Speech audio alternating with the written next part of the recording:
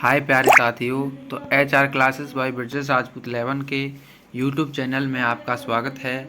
आज मैं आपके लिए लेके आया हूँ एंशियन हिस्ट्री का मोस्ट इम्पोर्टेंट चैप्टर, जो कि आप जैन धर्म के बारे में है। और ये एंशियंट हिस्ट्री को जो है बच्चों प्राचीन हिस्ट्री मतलब इतिहास कहते हैं। तो आइए बिना देरी किए चलते हैं अपने प्रश्नों की ओर। तो जैन धर्म के संस्थापक ऋषभ देव जी हैं। जैन धर्म के अनुयायियों को तीर्थंकर कहा जाता है और जैन धर्म के प्रथम तीर्थंकर ऋषभ देव जी ही थे। तो बच्चों, जो जैन धर्म के संस्थापक थे वो ऋषभ देव जी थे और जैन धर्म के अनुयायियों को तीर्थंकर कहा जाता था। और इसके प्रथम तीर्थंकर जो थे वो ऋषभ देव जी थे। और जैन धर्म में जो टोटल तीर्थंकर हुए थे वो 24 हुए थे। और आगे हमारा प्रश्न है कि तीर्थंकर किसे कहते हैं। तो तीर्थंकर उसे कहते हैं जो स्वयं तप के माध्यम से आत्मज्ञान प्राप्त करते हैं और जो संसार रूप सागर से पार लगाने वाले तीर्थ की रचना करते हैं, उसे तीर्थंकर कहलाते हैं या तीर्थंकर कहते हैं। और आगे है जैन धर्म के प्रमुख तीर्थंकर और उनके प्रतीक चिन्ह। तो जैन धर्म में कुल 24 तीर्थंकर हुए थे और उनमें 3 प्रमुख तीर्थंकर थे।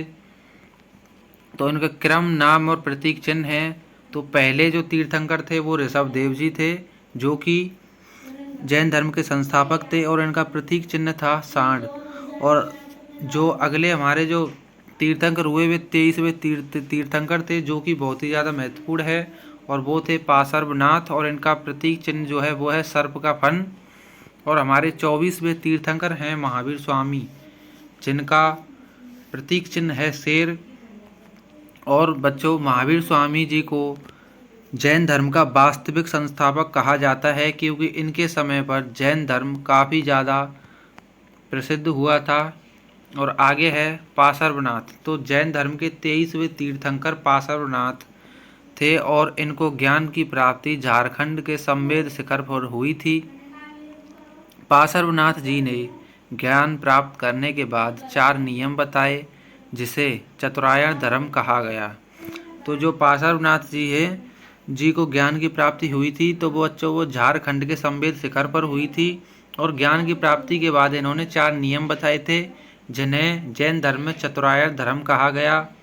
इनके जो 4 नियम बताए थे इन्होंने, तो उनके वो 4 नियम हैं। पहला है हिंसा ना करना, हिंसा। और दूसरा है सदा सत्य बोलना।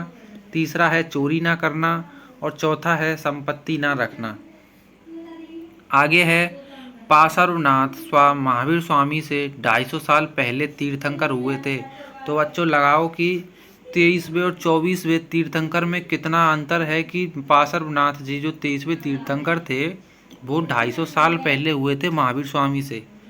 तो आगे है महावीर स्वामी के बारे में जानते हैं। तो महावीर स्वामी का सांसारिक जीवन परिचय है कि जैन धर्म के 24वें तीर्थंकर महावीर स्वामी थे और इन्हें जैन धर्म का वास्तविक संस्थापक कहा जाता है। तो बच्चों, मैंने अभी आपको बताया था कि महावीर स्वामी को जैन धर्म का वास्तविक संस्थापक भी कहा जाता है। तो आगे है महावीर स्वामी का जन्म 540 ईसा पूर्व में कुंडग्राम वैशाली में हुआ था। तो बच्चों, अगर आप कहीं कहीं पर सर्च देखेंगे तो वहाँ पर 599 ईसा पूर्व मिलता है, लेकिन हमारी जो NCERT बुक्स में और IAS दृष्टि के द्वारा बताया गया है कि 540 ईसा पूर्व में ही कुंडग्राम में इनका जन्म हुआ था। तो आपको अगर पेपर में कहीं पर भी आए तो आपको 540 ईसा पूर्व लिखना है। आप 599 ईसा पूर्व पर लगाओगे तो आपका गलत हो जाएगा, क्योंकि हमारी NCERT किताबों में भी 540 ईसा पूर्व दिया हुआ है। आगे है इनके पिता का नाम सिद्धार्थ था और इनकी माता का नाम त्रिशला था। इनके भाई का नाम नंदीवर्धन था। इनके भाई का नाम जो नंदीवर्धन था वो इनसे बड़े थे। और आगे है महावीर स्वामी के बचपन का नाम वर्धमान था। तो बच्चों, ये प्रश्न कई बार पूछा गया है कि महावीर स्वामी के बचपन का नाम क्या था। तो महावीर स्वामी के बचपन का नाम था वर्धमान। आगे है महावीर स्वामी की पत्नी का नाम यशोदा था और उनकी एक बेटी हुई। इनकी बेटी का नाम प्रियदर्शनी था। इन्होंने अपनी बेटी की शादी जमाली से कर दी। तो बच्चों, इनकी एक बेटी भी हुई थी जिसकी शादी इन्होंने जमाली के साथ कर दी थी। तो जमाली जो है इनका एक अनुयायी था और इन्होंने अपने अनुयायी के साथ ही अपनी बेटी की शादी कर दी। तो जमाली के साथ कर दी। उनके दामाद का नाम जमाली था। महावीर स्वामी जी के पिता कुंड ग्राम में ज्ञात्रिक वंश के राजा थे। तो जो महावीर प्रसाद के वो महावीर स्वामी जी के जो पिता थे वो कुंड ग्राम में एक ज्ञात्रिक वंश के राजा थे। आगे है कि महावीर स्वामी का आध्यात्मिक जीवन। तो महावीर स्वामी जी ने 30 वर्ष की अवस्था में माता पिता की मृत्यु के पश्चात अपने बड़े भाई नंदीवर्धन से अनुमति लेकर संन्यास जीवन को स्वीकार किया था और वह एक सन्यासी बन गए थे। और 12 वर्ष की कठिन तपस्या के बाद महावीर स्वामी जी को ऋजुपालिका नदी के तट पर साल वृक्ष के नीचे तपस्या करते हुए ज्ञान की प्राप्ति हुई। तो बच्चों, ये क्वेश्चन जो है कई बार पूछा गया है आपके पेपर में कि महावीर स्वामी जी को किस नदी के पास ज्ञान की प्राप्ति हुई थी। तो वो ऋजुपालिका नदी के पास हुई थी। और ये प्रश्न भी आया है कि महावीर स्वामी को किस वृक्ष के नीचे ज्ञान की प्राप्ति हुई थी। तो वो साल वृक्ष के नीचे हुई थी। और आगे है, और इस ज्ञान की प्राप्ति को जैन धर्म में कैवल्य कहा गया। तो महावीर स्वामी ने जब ज्ञान की प्राप्ति कर ली थी तो उनकी ज्ञान की प्राप्ति को जैन धर्म में कैवल्य कहा गया। और इसी समय से महावीर स्वामी जी अरहत यानी कि पूज्य, निर्ग्रंथ यानी कि बंधनहीन, जिन यानी कि विजेता कहलाए। आगे है, महावीर स्वामी जी ने अपने उपदेश प्राकृत भाषा में दिए हैं। तो बच्चों, ये प्रश्न भी कई बार आया है कि महावीर स्वामी जी ने अपने उपदेश जो है किस भाषा में दिए हैं। तो वो महावीर स्वामी जी ने जो अपने उपदेश दिए हैं वो प्राकृत भाषा में दिए हैं। और जो गौतम बुद्ध जी ने अपने उपदेश दिए थे वो पाली भाषा में दिया था प्रथम उपदेश। आगे है, महावीर स्वामी जी ने अपना पहला उपदेश राजगीर में दिया था और अंतिम उपदेश जो है पावापुरी में दिया था। तो बच्चों, ये प्रश्न भी कई बार आया है कि महावीर प्रसाद जी ने महावीर स्वामी जी ने अपना जो अंतिम उपदेश है वो कहाँ पर दिया था। तो वो पावापुरी में दिया था। और आगे है, महावीर स्वामी का प्रथम भिक्षु उनका दामाद जमाली बना। तो जमाली जो है इनका दामाद था। इस जमाली की पत्नी का नाम क्या था। तो वो प्रियदर्शनी था जो कि महावीर स्वामी जी की बेटी थी। तो जमाली इनका प्रथम भिक्षु था और इसी को इन्होंने अपना दामाद बना लिया था। आगे है, ज्ञान प्राप्त करने के बाद महावीर स्वामी जी ने कुल 5 नियम बताए जिसे जैन धर्म में पंचायन धर्म कहा गया। तो महावीर स्वामी जी ने भी पार्श्वनाथ जी की तरह ज्ञान प्राप्ति करने के बाद 5 नियम बताए जिन्हें पंचायन धर्म कहा गया। तो इसमें है, पहला हिंसा ना करना। बच्चों, ये इंसान जो लिखा है ये है हिंसा ना करना। दूसरा है सदा सत्य बोलना। तीसरा है चोरी ना करना। चौथा है संपत्ति ना रखना। और 5वां है ब्रह्मचर्य का पालन करना। तो बच्चों, इसमें जो है ये एक ही जोड़ा गया है ब्रह्मचर्य का पालन ना करना, क्योंकि जो है पहले भी ये जो 4 नियम थे वो पार्श्वनाथ जी ने दिए थे, लेकिन महावीर स्वामी जी ने ब्रह्मचर्य का भी इसमें एक जोड़ दिया है। तो आपको ये याद रखने हैं। और आगे है, महावीर स्वामी जी ने त्रिरत्न दिए हैं। तो महावीर स्वामी जी ने जो त्रिरत्न दिए थे, एक है सम्यक दर्शन यानी कि समय दर्शन होता है धर्म को जानना। एक है सम्यक ज्ञान यानी कि धर्म को मानना। एक है सम्यक आचरण यानी कि जाने माने धर्म के मार्ग की ओर बढ़ना। आगे है, जैन धर्म में ईश्वर की मान्यता नहीं है बल्कि आत्मा की मान्यता है। तो बच्चों, ये प्रश्न भी कई बार आया है कि जैन धर्म में ईश्वर की मान्यता है या आत्मा की।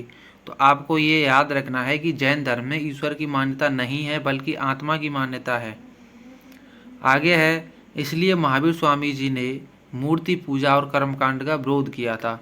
तो इसीलिए महात्मा स्वामी जी ने जो है मूर्ति पूजा और कर्मकांड का विरोध किया। आगे है, महावीर स्वामी जी ने पुनर्जन्म को माना था और पुनर्जन्म का सबसे बड़ा कारण आत्मा को बताया था।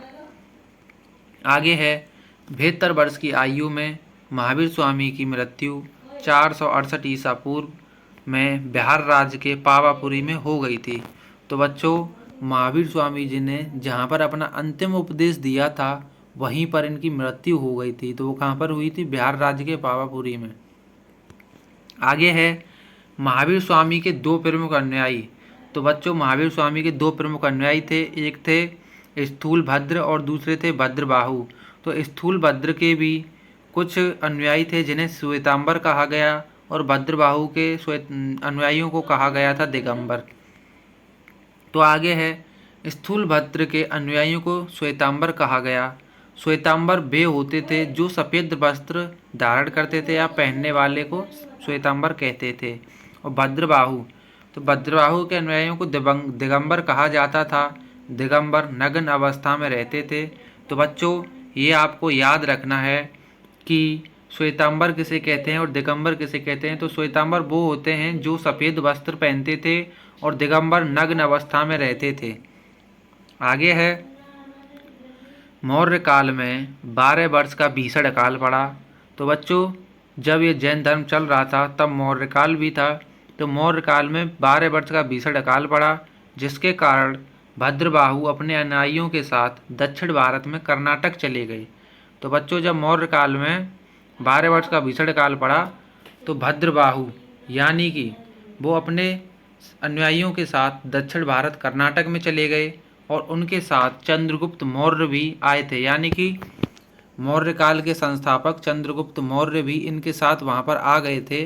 तो जिन्होंने कर्नाटक के श्रवणबेलगोला में संलेखना विधि के द्वारा अपने प्राण त्याग दिए। तो चंद्रगुप्त मौर्य जी ने भी श्रवणबेलगोला में संलेखना विधि के द्वारा अपने प्राण त्याग दिए थे। आगे है जैन धर्म के प्रचार के लिए दो प्रमुख जैन संगतियाँ हुई। तो जैन धर्म के प्रचार के लिए जो है दो प्रमुख जैन संगतियाँ हुई। तो पहली जो संगति हुई थी वो हुई थी 320 यानी कि 300 ईसा पूर्व में, और स्थान जो है वो पाटलिपुत्र में हुई थी और इसके अध्यक्ष से जो थे वो थे स्थूल भद्र। और आगे जो हुई थी दूसरी वो संगति हुई थी वो हुई थी 512 एडी यानी कि 512 ईस्वी में, जो कि बल्लभी में हुई थी और इसके जो अध्यक्ष थे वो थे क्षमा श्रवण। और आगे है जैन धर्म के कुछ प्रमुख राजा थे। तो बच्चों ये आपको याद रखना है कि जैन धर्म के प्रमुख राजा कौन थे। तो वो थे उदयन, और एक थे बंदराज, एक थे चंद्रगुप्त मौर्य, एक थे कलिंग नरेश खारवेल, और एक थे राष्ट्रकूट राजा अमोघवर्ष, और अगले थे चंदेल शासक। तो बच्चों अब आपको जानना है कि श्वेतांबर और दिगंबर में अंतर क्या है। तो बच्चों जो श्वेतांबर थे उनका कहना था इसे स्थूल भद्र ने प्रारंभ किया था। तो श्वेतांबर को जो है स्थूल भद्र ने प्रारंभ किया था और दिगंबर को जो है बाहुभद्र ने प्रारंभ किया था। तो श्वेतांबरों का कहना था कि ये सफ़ेद वस्त्र पहनते थे, यानी कि श्वेतांबर जो है वो सफ़ेद वस्त्र पहनते थे और दिगंबर जो है ये निर्वस्त्र यानी कि बिना वस्त्र के यानी कि नग्न अवस्था में रहते थे। और श्वेतांबर में अगला है कि महिलाओं को मोक्ष मिल सकता है। तो श्वेतांबर कहते थे कि महिलाओं को मोक्ष मिल सकता है, लेकिन जो दिगंबर थे वो कहते थे कि महिलाओं को मोक्ष नहीं मिल सकता। और आगे है कि श्वेतांबर में है 19वें तीर्थंकर मल्लीनाथ महिला थी और दिगंबर कहते हैं कि 19वें तीर्थंकर मल्लीनाथ पुरुष थे। तो बच्चों जैसा कि मैंने पहले आपको बताया था कि जो दिगंबर जो है कि महिलाओं को मोक्ष नहीं मिल सकता ये कहते हैं, इसीलिए वो मल्लीनाथ जी को है पुरुष मानते थे, और श्वेतांबर जो है वो मल्लीनाथ जी को महिला मानते थे।